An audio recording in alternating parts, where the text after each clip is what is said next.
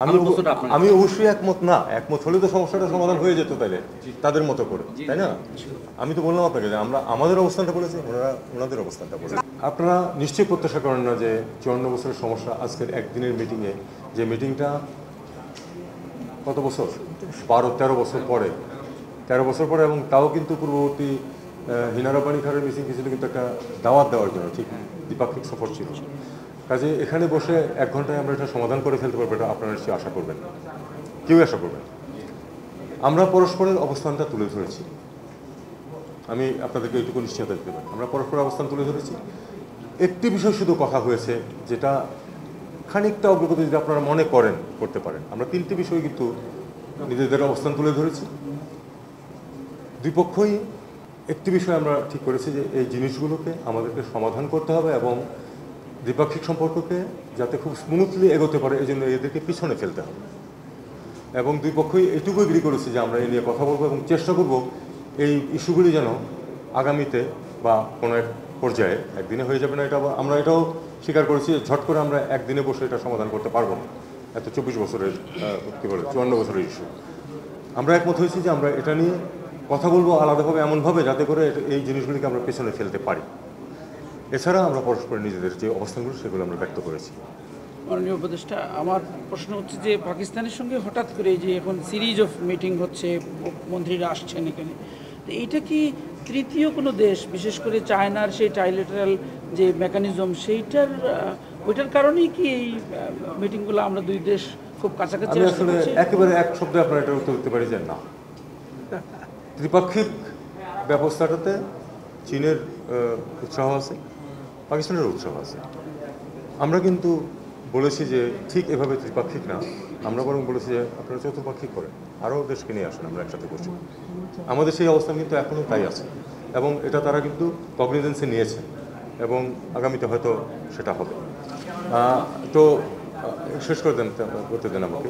তো এটার কারণে কিন্তু ওই যে আমরা পাকিস্তানের সাথে সম্পর্ক উন্নয়ন করছি তা না।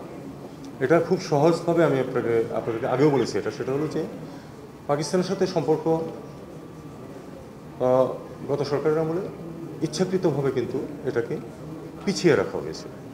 আমি আপনাদেরকে আগেও বলেছি, এখন আবার বলছি, আমরা একটি স্বাভাবিক সম্পর্ক চাই পাকিস্তানের সাথে, যেমন আমরা অন্যান্য বন্ধু দেশের সাথে চাই, ঠিক সেরকমই, এর চেয়ে বেশি কিছু না। এবং সেটা বেশি কিছু না মানে কি, যে আমাদের তো সবগুলি দিকেই, ব্যবসা বাণিজ্য থেকে শুরু করে সব দিকেই কথাবার্তা বলতে হবে। সেই হিসাবে সম্পর্কটা এগোচ্ছে। এটা ত্রিপাক্ষিক আলোচনার কারণে আগাচ্ছে অথবা সেটার কারণে এটা এগিয়ে যাচ্ছে, সেটা কিন্তু মোটেই বিষয় না। শিয়া বাটার ও ভিটামিনে সমৃদ্ধ লিলি বিউটি সোপ, তারুণ্যময় উজ্জ্বল ত্বকের জন্য। রিমার্ক, আনরিজলভ ইস্যুতে দুই দেশের তাদের নিজেদের অবস্থানটাই পুনর্ব্যক্ত করে না, আপনি এটা বলতে পারেন না। কারণ আমরা বলেছি যে, আমি কি বলেছি, don't put your words in my mouth. সেটা হলো যে আমি বলেছি যে আমরা নিজ নিজ অবস্থান ব্যক্ত করেছি। একটি শুধু অগ্রগতি মনে করি আমি, ছোট্ট একটু, সেটা হলো যে আমরা দুই পক্ষই একমত হয়েছি যে এই বিষয়গুলো আলোচনা করে সমাধান করা প্রয়োজন, যাতে করে আমাদের সম্পর্কের ক্ষেত্রে এগুলো বাধা হয়ে না। এবং আমরা দুই পক্ষ এ ব্যাপারেও একমত হয়েছি যে আমরা একদিনে বসে এটা সমাধান করে ফেলতে পারি।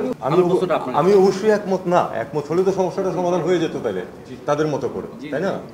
আমি তো বললাম আপনাকে যে আমরা আমাদের অবস্থানটা বলেছি, ওনারা ওনাদের অবস্থানটা বলেছে। তাদের অবস্থান, তাদেরকে যেটুকু জিজ্ঞেস করেছেন বলেছেন ওটুকু, আমি সেটা কিছু বলতে চাই না। বাংলাদেশের অবস্থান খুব পরিষ্কার, আমরা চাই যে হিসাবপত্র হোক এবং আমাদের এই যেটা যে টাকা পয়সার যে ব্যাপার সেটা সমাধান হোক।